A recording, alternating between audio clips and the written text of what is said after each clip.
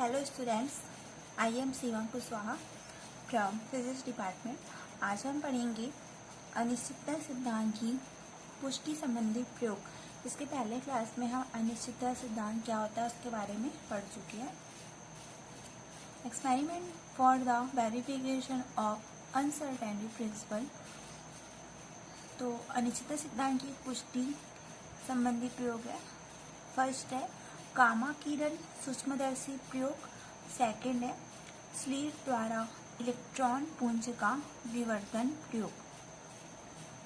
प्रयोग फर्स्ट में पढ़ते हैं हम गामा किरण सूक्ष्मदर्शी प्रयोग। अनिश्चितता सिद्धांत की पुष्टि के लिए चित्र में हाइजेनबर्ग द्वारा कल्पित गामा किरण सूक्ष्मदर्शी प्रयोग प्रदर्शित है। यहाँ पे डायग्राम पे गामा किरण सूक्ष्मदर्शी प्रयोग को दिखाया गया है, जिसमें एक इलेक्ट्रॉन है जो एक्स दिशा में गतिमान है, जिसे अधिक विभेदन क्षमता के सूक्ष्मदर्शी द्वारा देखकर इसकी स्थिति और संवेग को मापा जा सकता है। यहाँ पर एक इलेक्ट्रॉन है जो एक्स दिशा में गतिमान है, जिसे अधिक विभेदन क्षमता के सूक्ष्मदर्शी द्वारा देखकर इसकी स्थिति और संवेग को माप सकते हैं। विवर्तन सिद्धांत के अनुसार सूक्ष्मदर्शी की विभेदन सीमा वो निम्न सूत्र द्वारा दी जाती है। विभेदन सीमा डेल एक्स इक्वल टू होता है lambda upon 2 sine theta equation 1, जहाँ थीटा है सूक्ष्मदर्शी के अभिदृश्यक लेंस। यहाँ पर सूक्ष्मदर्शी की अभिदृश्यक लेंस ए बी का अर्ध ऊर्ध्वाधर कोण। थीटा जो है वो सूक्ष्मदर्शी लेंस है, सूक्ष्मदर्शी का अभिदृश्यक लेंस है ए बी का अर्ध ऊर्ध्वाधर कोण थीटा, और लैम्डा इलेक्ट्रॉन से आने वाली विकिरण की तरंगदैर्ध्य है। इस प्रकार डेल एक्स दो बिंदुओं के बीच की वह कम से कम दूरी है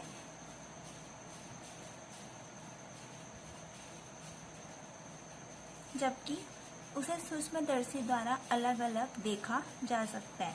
यदि बिंदुओं के बीच की दूरी डेल एक्स से कम होती है तो वे दोनों एक ही स्थिति में, अर्थात डेल एक्स वह कम से कम दूरी है जिनमें इलेक्ट्रॉन के कहीं भी पाए जाने पर वह सदैव एक ही स्थिति में दिखाई देता है। यहाँ पर यदि बिंदुओं के बीच की दूरी डेल एक्स से कम होती है तो दोनों एक ही स्थिति में दिखाई देते हैं, अर्थात डेल एक्स वह कम से कम दूरी है जिसमें इलेक्ट्रॉन के कहीं भी पाए जाने पर वह सदैव एक ही स्थिति में दिखाई देगा।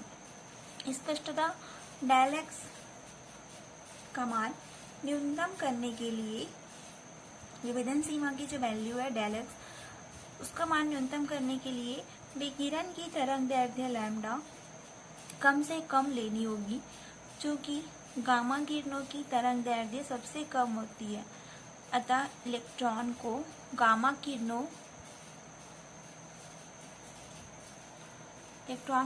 किरणों में प्रकाशित किया जाता है, लेकिन इलेक्ट्रॉन को गामा किरण से देखने के लिए आवश्यक है कि गामा किरण का कम से कम एक फोटॉन इलेक्ट्रॉन से प्रकीर्णित होकर सूक्ष्मदर्शी में अवश्य पहुंचना चाहिए। परंतु कॉप्टन प्रभाव के अनुसार जब लैम्डा तरंगदैर्ध्य का आपतित गामा किरण फोटॉन इलेक्ट्रॉन से प्रकीर्णित होता है तो फोटॉन का इलेक्ट्रॉन से संघट्ट होता है, जिसमें फोटॉन कुछ संवेग इलेक्ट्रॉन को देकर उसे प्रक्षिप्त कर देते हैं। माना प्रकीर्णित फोटॉन की तरंगदैर्ध्य वो है लैम्डा है, चूंकि फोटॉन की प्रकीर्णित दिशा होगी पी ए व पी बी के बीच कुछ भी हो सकती है। जो फोटॉन की प्रकीर्णित दिशा है वो पी ए और पी बी के बीच कुछ भी हो सकती है, अर्थात प्रकीर्णित फोटॉन सूक्ष्मदर्शी के अभिदृश्यक में कोणीय विस्तार माइनस थीटा से प्लस थीटा तक कहीं से भी प्रवेश कर सकता है। अतः लैम्डा तरंगदैर्ध्य की गामा किरण की प्रकृत फोटॉन के संवेग का x घटक होगा h/लैम्डा साइन माइनस थीटा से h/लैम्डा साइन थीटा तक कुछ भी हो सकता है।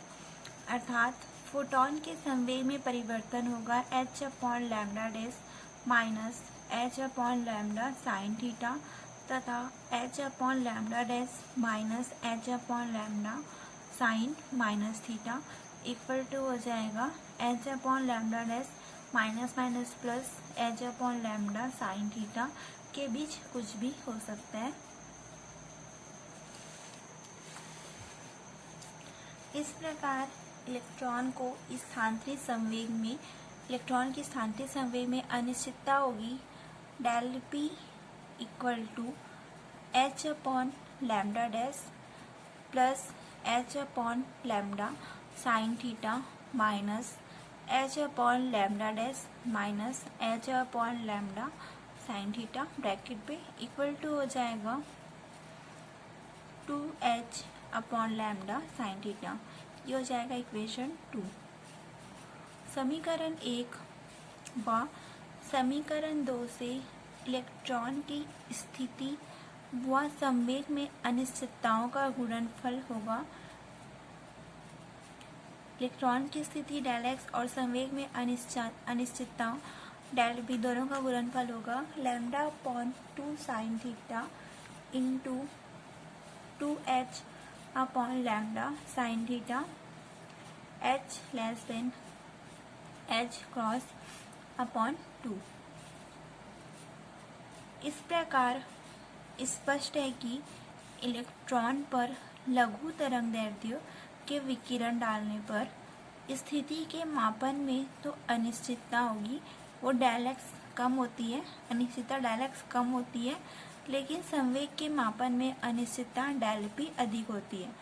इससे स्पष्ट होता है कि इलेक्ट्रॉन पर लघु तरंगदैर्ध्य की अगर विकिरण डालेंगे तो स्थिति के मापन में अनिश्चितता डेल एक्स कम होती है, लेकिन संवेग के मापन में अनिश्चितता डेल पी अधिक होती है।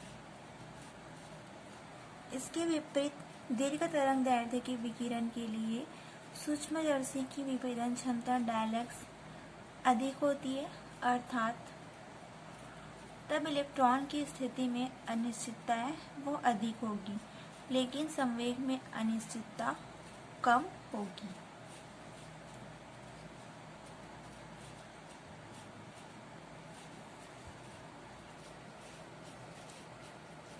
सेकंड प्रयोग है स्लिट द्वारा इलेक्ट्रॉन पुंज का विवर्तन, diffraction of a beam of electron by A slit.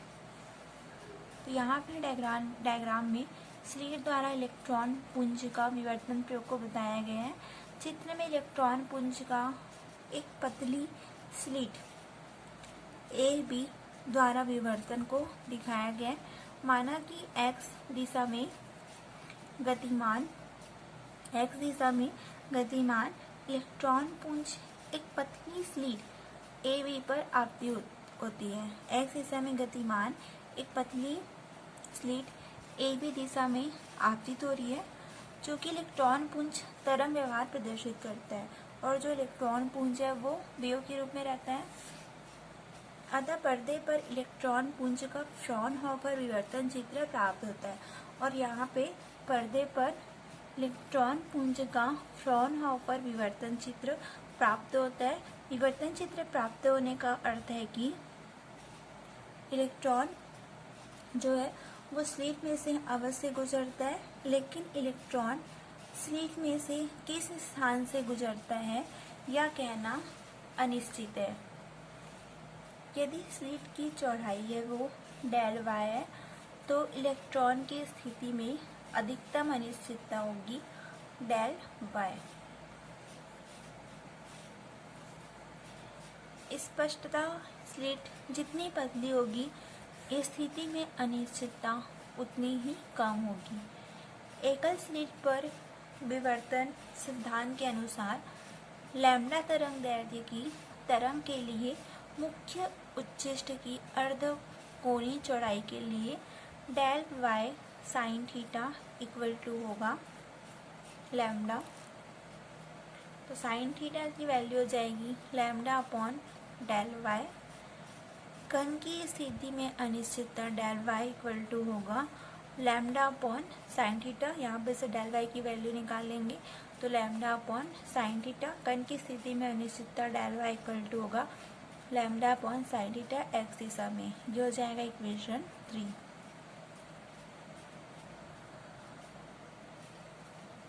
यदि इलेक्ट्रॉन से संबंध तरंग की तरंग दैर्ध्य लैम्डा व इलेक्ट्रॉन का संवेग p है तो डी ब्रॉगली नियम से होगा lambda equal to H upon P. तो यहाँ से हम लैम्डा इक्वल टू का एच अपॉन पी, यहाँ से हम पी की वैल्यू निकालेंगे तो ये हो जाएगा एच अपॉन लैम्डा। स्लिट से गुजरने से पूर्व आपतित इलेक्ट्रॉन का संवेग स्लिट के लंबवत x दिशा में p है। अतः स्लिट के समांतर y दिशा में इलेक्ट्रॉन का संवेग होगा वो शून्य है, लेकिन स्लिट से विवर्तन के उपरांत इलेक्ट्रॉन अपने मार्ग से विचलित हो जाता है।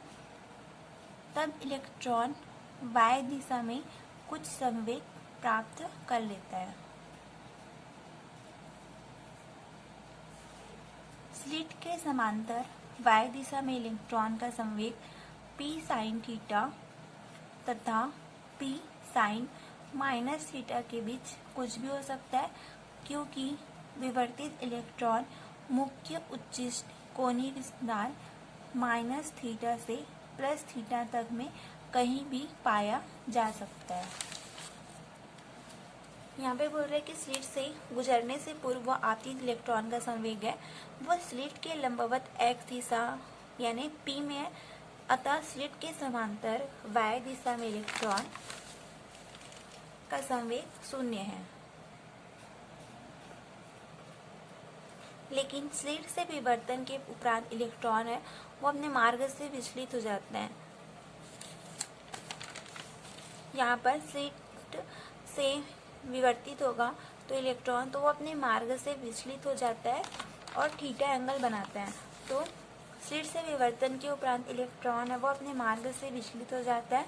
तब इलेक्ट्रॉन y दिशा में कुछ संवेग प्राप्त कर लेता है, और जब वो इलेक्ट्रॉन अपने मार्ग से विचलित हो जाता है तो y दिशा में कुछ संवेग प्राप्त कर लेता है। स्लिट के समांतर y दिशा में इलेक्ट्रॉन का संवेग होगा p साइन थीटा तथा p साइन माइनस थीटा के बीच कुछ भी हो सकता है, क्योंकि विवर्तित इलेक्ट्रॉन मुख्य उच्चिष्ट कोणीय विस्तार माइनस थीटा से प्लस थीटा तक में कहीं भी पाया जा सकता है। स्लिट के समांतर संवेग में अनिश्चितता होगी del P Y equal to P sine theta minus P sine minus theta. तो ये हो जाएगा माइनस थीटा माइनस का टू जाएगा तो प्लस, तो 2p साइन थीटा। ये हो जाएगा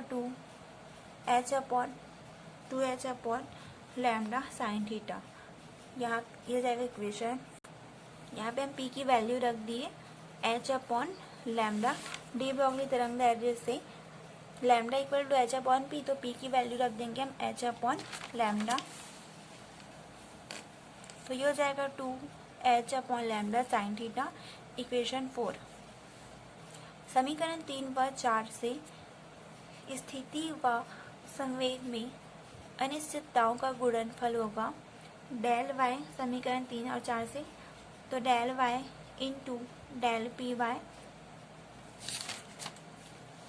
समीकरण 3 था del y equal to lambda upon sine theta, तो यहाँ पर डेल y की वैल्यू रख देंगे lambda upon sine theta into del P Y की वैल्यू समीकरण 4 से तो 2h upon lambda sine theta आ जाएगा। तो इसे हम लिख सकते हैं 2h greater than h cross upon 2।